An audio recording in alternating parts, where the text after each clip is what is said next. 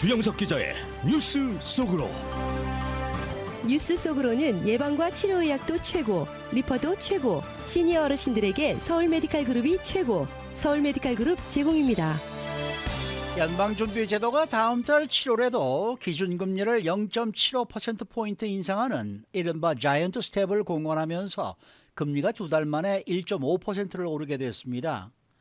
이에 따라 올해 안에 금리가 3.5%까지 오를 수 있다는 예측이 나오고 있는데 이 주식시장과 가상화폐 시장은 계속 하락할 것으로 보여 투자자들의 근심이 더욱 커지고 있습니다.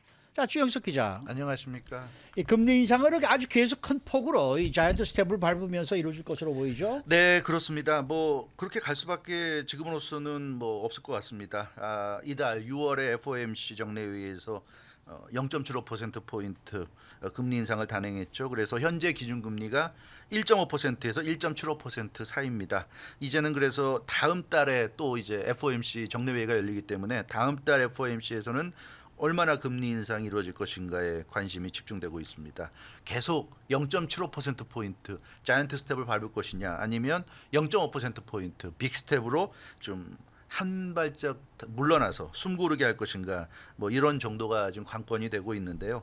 그런데 이 연방준비제도는 벌써부터 7월에도 0.75%포인트 금리 인상을 한다는 시그널을 보내고 있습니다. 아직 그 한 달 이상 남아 있는데도 불구하고 벌써부터 0.75% 자이언트 스텝으로 간다는 시그널인데 그 크리스토퍼 월러 연방준비제도 이사가 지난 그 주말에 18일 날 토요일 날 댈러스 연방은행이 주최한 컨퍼런스에 참석했는데요. 이 앞으로 발표될 인플레이션 지표들이 핵심이다 이렇게 얘기하면서 지표들이 7월 다음 달 FOMC에서도 0.75%포인트 금리 인상을 재촉하게 될 것이다. 이렇게 얘기해서 다음 달에도 0.75% 올릴 거라는 걸 강하게 시사했습니다. 네, 연준 이사가 공개적인 자리에서 이런 정도까지 얘기한다는 거는 두 번 연속으로 0.75%포인트 인상하는 거 거의 확실시 네, 거의 확실시 된다고 봐도 네. 무리는 없을 겁니다. 그래서 이 정도까지 얘기한다는 건 다음 달에 우리가 0.75% 올린다 이렇게는 말할 수 없잖아요. 그렇게 말할 수 없기 때문에 네. 말할 수 있는 최상으로 얘기한 겁니다. 이거는 그러니까 신호를 보내주는 거예요. 다음 달에도 0.75% 오른다 다 알고 있어라 이제 이런 정도로 얘기했다고 보면 될 것 같습니다. 연방준비제도 고위 인사들은 금리 인상에 대해서 좀 모호하게 말하는 경향이 있습니다. 왜냐하면 미래는 아무도 모르기 때문에요. 예, 뭐 7월 FOMC가 7월 말에 열립니다. 그래서 아직 한 달이 더 남았기 때문에 그 기간 동안에 또 상황이 어떻게 될지 모르니까 사실은 좀 모호하게 말을 하는 그런 경향이 있고 그렇게 할 수밖에 없는 게 지금 시점에서는 이렇게 할 거라고 얘기해도 한 달 후에 가서 상황이 확 달라지면 지금 얘기했던 거랑 다른 선택을 할 수도 있거든요. 그렇기 때문에 굉장히 모호하게 얘기하는데 지금이 이제 6월 중순에서 하순으로 넘어가는 시기고 다음 FOMC는 7월 26일과 27일 열립니다. 네, 그렇기 때문에 한 달 이상 열리기 때문에 한 40여일 남았어요. 지금 40여일 남았는데 그럼에도 불구하고 크리스토퍼 월러 연방준비제도 이사가 이런 정도로 얘기한 것은 그건 0.75%포인트로 간다는 그 신호를 줬다고 볼 수 있겠고요. 지금으로서는 40일 동안에 어떤 일이 벌어지더라도 0.75%포인트를 인상하지 않아도 될 정도 이렇게 그 상황이 40일 만에 확 풀릴 리가 없다는 그런 정도의 생각을 지금 하는 것 같습니다. 근데 이 경제 상황이라는 게 말입니다. 네. 뭐 국내적 국제적 영향에 의해서 네. 많이 달라질 수도 있는 건데 네. 그럼에도 불구하고 이 자이언트 스텝을 계속해서 밟아 나간다. 이걸 기정사실화하는 이유는 뭘까요? 역시 그만큼 지금 인플레이션 상황이 심각하다는 역시 그런 의미로 봐야 되고요. 지금의 심각한 인플레이션이 뭐 한 달 지난다고 해서 40일 지난다고 해서 확 내려가고 그럴 일이 없을 거라는 거죠. 그건 뭐 거의 모든 전문가들이 다 일치된 견해입니다. 그렇기 때문에 다음 달 FOMC도 0.75%포인트로 간다. 이렇게 지금 얘기하는 것 같습니다. 그러니까 결코 한두 달 사이에 해결될 수 있는 문제가 아니라는 거죠. 네, 그렇기 때문에 지금 현재 6월 소비자 물가지수가 8.6% 아닙니까? 8.6%에서 크게 내려간다 하더라도 그러니까 지금 5월이죠. 5월이고 이제 다음 달에 발표되는 게 6월인데 6월 소비자 물가지수가 지금의 8.6%에서 내려간다 하더라도 뭐 얼마나 내려가겠습니까? 아마 많이 내려가도 8% 초반, 정말 많이 내려간다 해도 7% 후반 뭐 이렇게 될 텐데 그렇다 해도 7월 FOMC에서 금리 인상할 때는 0.75%포인트를 인상을 해야 된다는 얘기입니다. 그렇다고 해서 지금 8.6%인데 갑자기 뭐 6%대, 5%대까지 갑자기 이렇게 한 달 사이에 떨어지진 않을 거 아니에요. 그렇게까지 떨어진다면요 얘기가 달라질 수도 있지만 그러나 그렇게까지 떨어진다는 건 지금 뭐 기대할 수가 없기 때문에 그래서 현실적으로는 0.75% 포인트 또 인상으로 갈 수밖에 없다 그런 얘기입니다. 그리고 앞서 말씀드린 대로 지금 현재 0.75% 포인트 이달 올려서 지금 현재 기준금리가 1.5%에서 1.75% 사이란 말이에요. 물가는 8.6%입니다. 갭이 너무 커요. 너무 크기 때문에 이 7월에도 무조건 0.75% 포인트를 올려야 한다는데 연방준비제도 위원들의 공감대가 지금 형성돼 있는 것 같습니다. 그러면은 올 연말쯤 되면은 기준금리가 3%를 넘을 네. 가능성이 좀 크네요. 그죠? 예, 지금 연방준비제도도 금리를 빨리 올려가지고 3%를 넘겨야겠다는 그 목표를 갖고 있습니다. 그 연방준비제도는 항상 이 금리를 그 FOMC 정례회의를 통해서 이제 변경을 하는데요. 1년에 8번 열립니다. 12달 중에 넉 달은 FOMC 회의가 없고 나머지 8달은 회의가 있는데 1월, 3월, 5월, 6월, 7월, 9월, 11월, 12월입니다. 그래서 올해 3월에 0.25%포인트 시작으로 5월에 0.5%포인트, 6월에 0.75%포인트 계속 지금 그 금리를 인상하는데 폭을 계속 지금 올리고 있단 말이에요. 그러니까 이런 식이라면 사실 다음 달에는 1%포인트를 올릴 수도 있는 겁니다. 사실은. 왜냐하면 똑같지가 않았어요. 지금까지 0.25 시작해서 그 다음에 0.5, 그 다음에 0.75 이런 식이라면 다음에는 1%로 가야 되는데 근데 1% 가기엔 너무 좀 부담스러우니까 그냥 0.75%포인트 똑같이 간다 하는 정도로 지금 얘기를 하는 건데요. 만에 하나 이 7월 초에 발표될 6월 소비자 물가지수가 뭐 8.6 이랑 거의 비슷하게 나온다면 모르겠습니다. 그러면 어쩌면 1%까지 오를 수도 있어요. 왜냐하면 0.75% 포인트까지 금리를 인상해도 효과가 별로 없다는 게 지금 드러나는 거잖아요. 그러니까 이 시간에 제가 말씀드렸죠. 약을 먹는데 2알 먹어서 안 되면 4알 먹고 6알 먹고 그래도 안 되면 어떡합니까? 8알 먹고 10알 먹어야 되는 거예요. 지금 그렇게 가는 겁니다. 그래서 너무 좀 세게 올리는 것 아니냐 싶은데 지금 방법이 없는 지금 그런 수순으로 가고 있는 것으로 보여지고 있고요. 그래서 7월에 0.75% 포인트 올리는 거는 뭐 우리가 일단 기정사실로 생각을 해야 될 것 같습니다. 저 개인적으로는 말입니다. 이렇게 경제 상황이 이렇게 인플레이션이 심각하다 그러면은 아니 한꺼번에 2% 3% 올리면 안 되나요? 그거는 너무 부담이 크고요. 지금 뭐 내가 모기지 금리를 갚는데 갑자기 이게 뭐 변동금리 한 사람들은 그렇게 되면 한 달 사이에 뭐 1,000불 내던 걸 2,000불 내야 되고 이런 상황이 되면 그건 다 망하란 얘기죠. 그렇게까지 할 수는 그러니까 없고요. 인플레이션을 잡으려면은 금리를 인상하는 것이 정답이다 그런다 그러면은 네. 아예 그냥 왜 이렇게 한꺼번에 모르지 않을까 이런 생각이 좀 들기도 해요. 어쩌면은 시간이 지난 다음에 앵커님 말씀처럼 그때 2에서 3% 확 올렸어야 되는 건데라고 후회할 수 있을 가능성도. 그러다가 사람이 죽어요.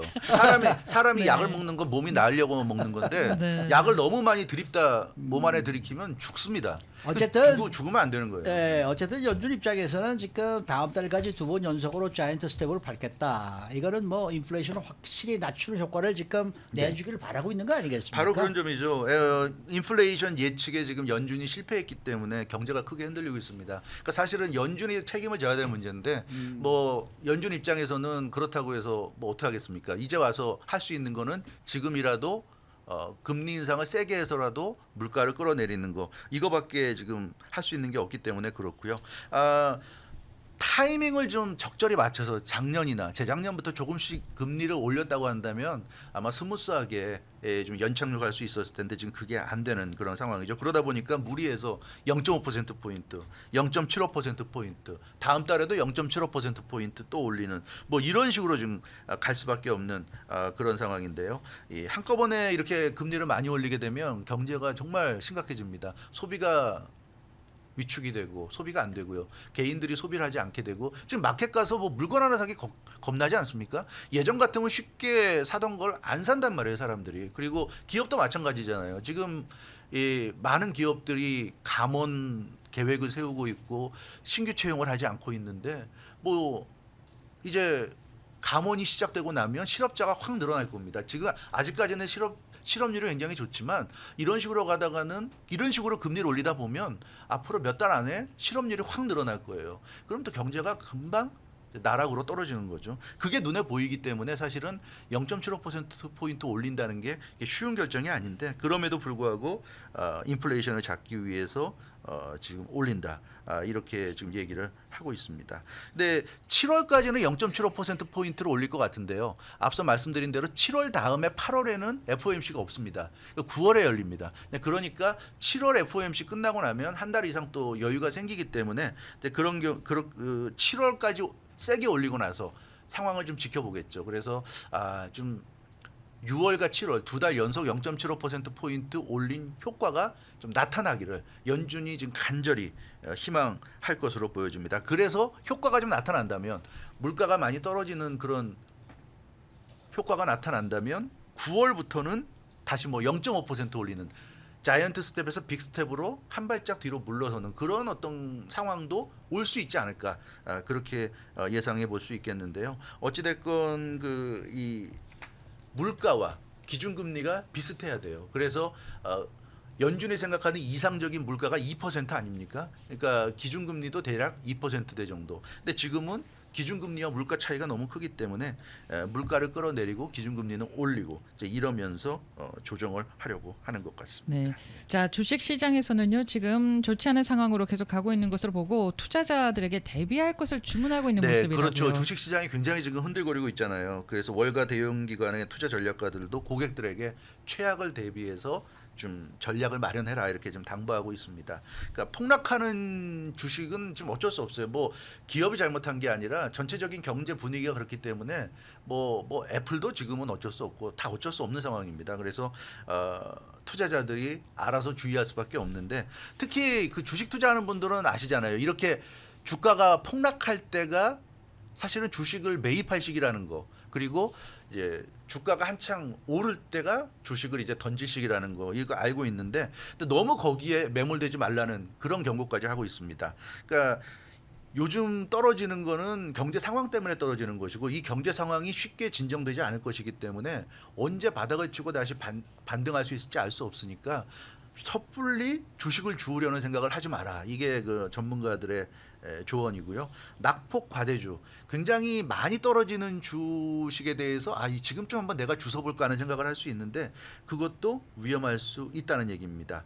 떨어질 때 사고 오를 때 팔아라는 이 주식시장의 진리가 지금은 조금 그 진리도 약간은 좀 주의해야 된다. 경계해야 된다. 이게 전문가들의 얘기입니다. 왜냐하면 언제가 바닥인지 아닌지 그 타이밍을 맞추는 건 누구도 알 수 없는 거기 때문에 모르죠. 지금이 바닥이라고 볼 수도 있지만 또 바닥이 아닐 수도 있기 때문에 그런 점에서 주의를 하라는 얘기고요. 하락 장세 요즘 많이 나오죠. 베어 마켓이라고 하락 장세가 나오고 있는데 이제 상승장은 불 마켓입니다. 언제 불 마켓으로 갈지는 그건 누구도 nobody knows. 그래서 좀 현금 보유량을 많이 늘리고 투자를 상당히 좀 조심스럽게 하라는 것이 전문가들의 공부입니다. 근데 뭐 지금 뭐니 해도 비트코인 같은 이 가상화폐 시장이 지금 아주 말도 아닌 것 같아요. 말도 아니죠. 좀 초토화되고 있는 모습입니다. 비트코인은 지난 주말에 17,000달러대까지 떨어져서 10일 연속 하락했고요. 그리고 나서 좀 오른 것 같긴 합니다만 어찌됐건 굉장히 좀 좋지 않은 건 사실입니다. 다른 가상화폐는 말할 것도 없고요. 시가총액 2위 이더리움도 1,000달러 이하로 추락했고 카르다노, 솔라나, 도지코인, 폴카닷 모두 폭락세입니다.